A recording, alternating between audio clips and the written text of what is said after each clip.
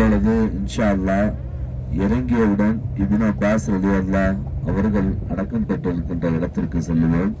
அதற்கு அருகையில் இருக்கின்ற பள்ளிவாசலில் லுஹருடைய தொழுகையை இன்ஷா அல்லாஹ் அங்கு நிறைவேற்றப்பட்டு விட்டு சிறிது நேரம் யார் இப்னு அப்பாஸ் ரலியல்லாஹு அன்ஹு என்ற அவர்களை பற்றிய சில ஞானங்களை தெரிந்து கொண்டு அவர்கள் வாழ்ந்த வாழ்க்கையில் நாம் கற்றுக்கொள்ள வேண்டிய பாடங்கள் என்ன என்பதை எல்லாம் இன்ஷா அல்லாஹ் அங்கு பேசப்படும்.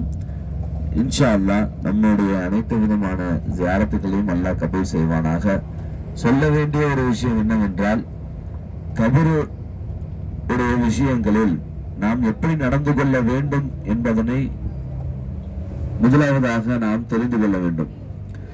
நேரா அங்க போறோம், அடக்கம் பெற்றிருக்கிறாங்க, என்னென்ன முறையில் எல்லாம் அவர்களிடத்தில் நாம் நடந்து கொள்ள வேண்டும் என்ற ஒழுக்கங்களை நாம் தெரிந்து கொள்ள வேண்டும். முதலாவதாக நேரா போன உடனே அவர்களை பற்றிய சிறப்பம்சங்கள் எப்பொழுதும் தெரிந்து கொள்வது நன்மையை பாவிக்கும்.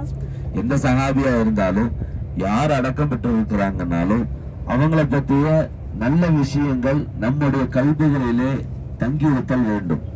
இரண்டாவது, கபறுகளில் அவர்களுக்கு எந்த விதமான, அதாவது பெரிய பெரிய ரசூலுல்லாஹி ஸல்லல்லாஹு அலைஹி வஸல்லம் அவர்களோடு அவர்கள் பயணித்ததன் காரணமாக நிச்சயமாக அவர்கள் இறைநெருக்கம் பெற்றவர்கள் என்பதில் எந்த விதமான சந்தேகமும் கிடையாது.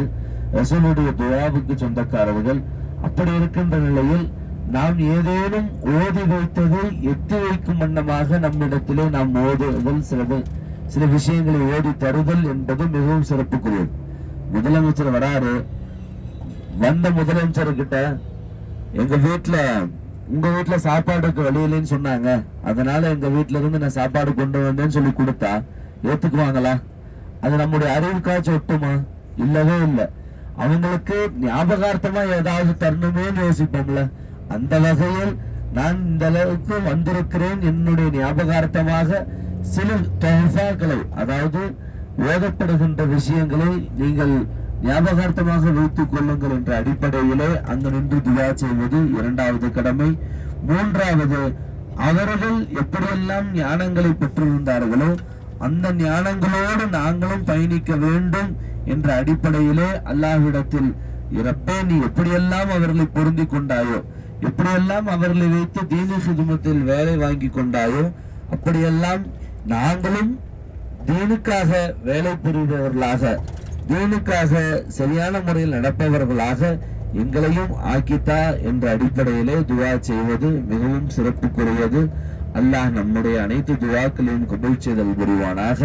நம்முடைய அனைத்து விதமான ஜியாரத்துகளிலும் அல்லாஹ் உடனிருந்து நம்மோடு அனைத்து விதமான தேவைகளையும் கபூல் செய்து மனநிறைவு பெற்றவர்களாக திரும்புவதற்கு அல்லாஹ் நம் அனைவருக்கும் வாய்ப்பை தந்தல் புரிவானாக. இந்த யூட்டன் திரும்பி முடிச்ச உடனே வண்டி நிற்கும். இன்ஷா அல்லாஹ் எல்லாரும் இறங்கி இப்னு அப்பாஸ் அவங்களுடைய ஜியாரத்துக்கு செல்லுவோம். கூட்டத்தை பிரிஞ்சு யாரும் போயிடாதீங்க. அவசிய தேவை இருப்பவர்கள் சொல்லிவிட்டு செல்லுங்கள். காரணம் என்னவென்றால், நீங்க போனீங்களா இருக்கிறீங்களாங்கிற விஷயத்தை எல்லாம் மஷூரா என்ற அடிப்படையில் மூலமாகத்தான் தெரிய வரும். நிறைய கடவுள் நிற்கும்.